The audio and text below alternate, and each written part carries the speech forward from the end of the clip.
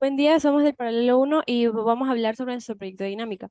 Como objetivo del proyecto, tuvimos que analizar el movimiento de un objeto utilizando los conceptos de cinemática y dinámica y las leyes de Newton para el movimiento. Para el ejercicio como tal, tuvimos que hallar la fuerza normal ejercida en el punto B sobre el carrito, teniendo en cuenta los radios de circunferencia de las pistas y la velocidad en A y el peso del carrito. Para hacer este ejercicio usamos los siguientes conceptos.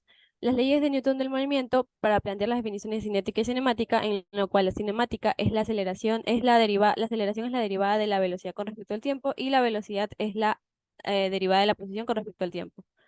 Resolviendo esto tenemos las ecuaciones de MRU y MRV, sabiendo que las partículas no se pueden mover solamente de manera recta, sino también de manera curvilínea, y para esto usamos las coordenadas polares y cilíndricas, las cuales explican el desplazamiento en trayectorias curvas de un punto en las cuales resolviendo estas ecuaciones podemos hallar la velocidad y la aceleración para las coordenadas polares.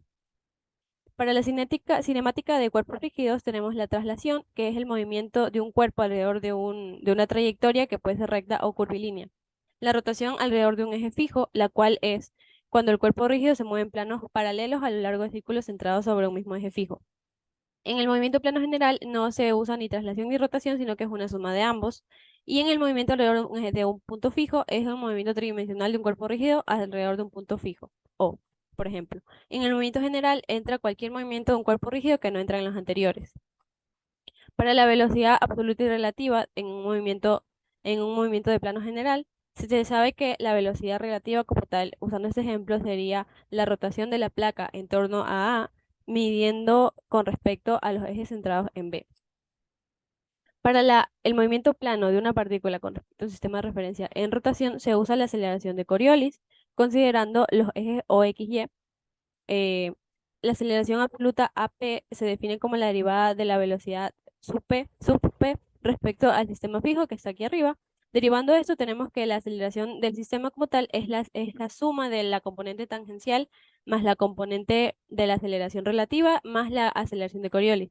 Un ejemplo de esto se puede ver en un collarín P, en el cual tenemos que la aceleración relativa es cero, ya que la velocidad relativa es constante, y la aceleración normal pues se ve aquí plasmada, y la aceleración de Coriolis, como vemos, es perpendicular a la barra OB.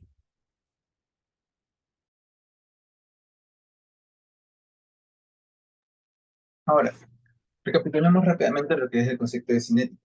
Como tal, entendemos que la cinética se deriva de lo que es la segunda ley de Newton, que ya la conocemos naturalmente, que si existe una fuerza, asimismo va a existir una aceleración.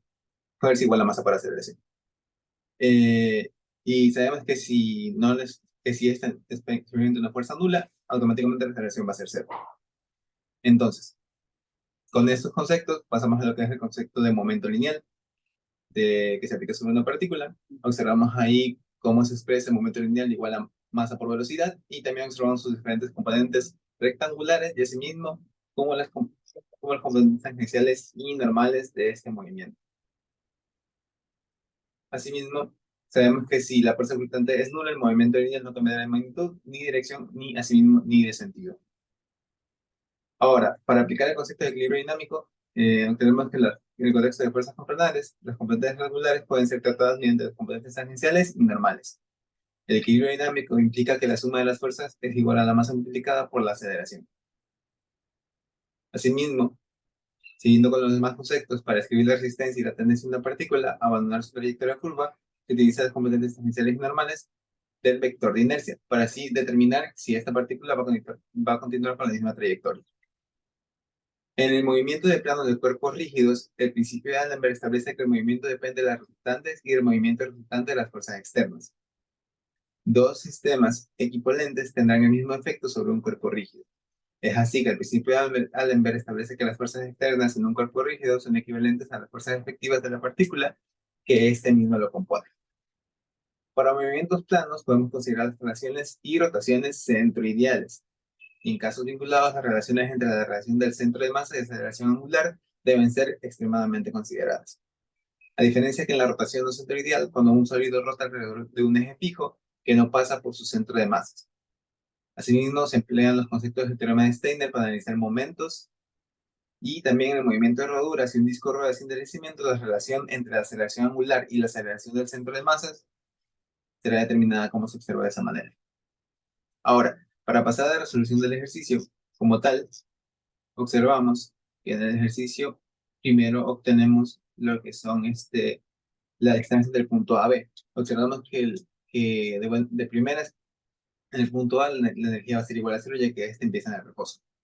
Como observamos en el ejercicio, obtenemos las distancias entre A y B para así poder obtener el trabajo de estos tramos, para después hacer una acotación general y obtener el resultado de este trabajo realizado al cuadrado en base conforme al ejercicio.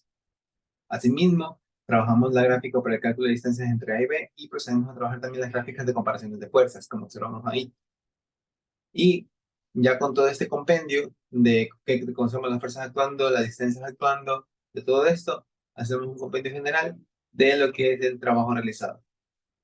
Y asimismo despejamos la n, que es el resultado que estamos buscando, que es la fuerza normal en ese punto, y como tal nos da 117 libras fuerza.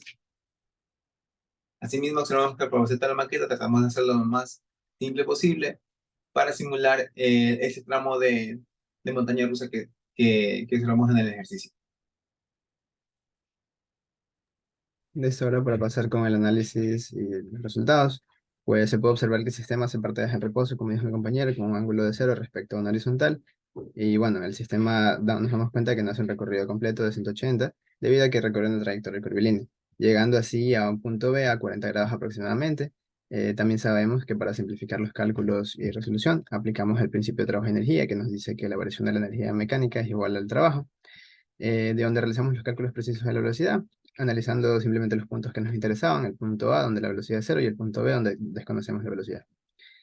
Puesto que necesitamos esta velocidad para encontrar la reacción que ejerce la montaña rusa sobre el carrito, realizamos un análisis por la segunda ley de Newton en el instante B, donde contamos también con una aceleración angular.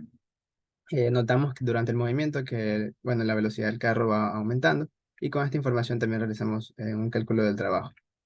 De esta manera tenemos que la masa del carrito, pues lo pesamos y pesa 9.07 gramos. También definimos el punto B desde la mitad de la altura de la montaña rusa, la cual mide 11.4 centímetros. Y también no consideramos para este ejercicio la fricción que ejerce el carro, y el centro de masa del carro también lo tomamos como un objeto ideal. Procedemos a hacer los mismos cálculos, como mencionó mi compañero.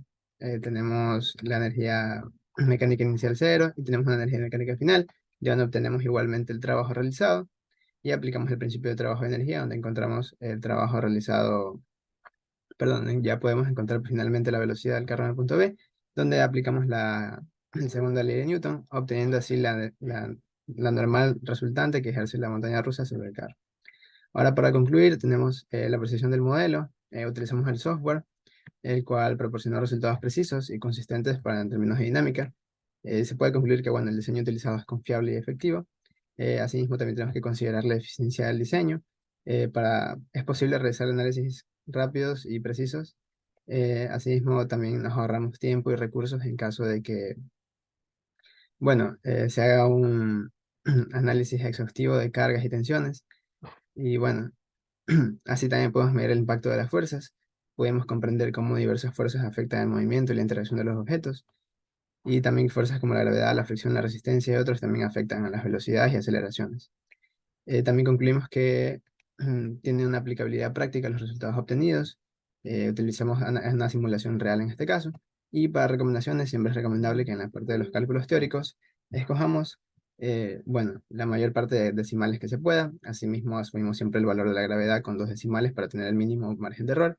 Y para el desarrollo del prototipo, escoger de manera práctica siempre las medidas o la escala antes de realizarse.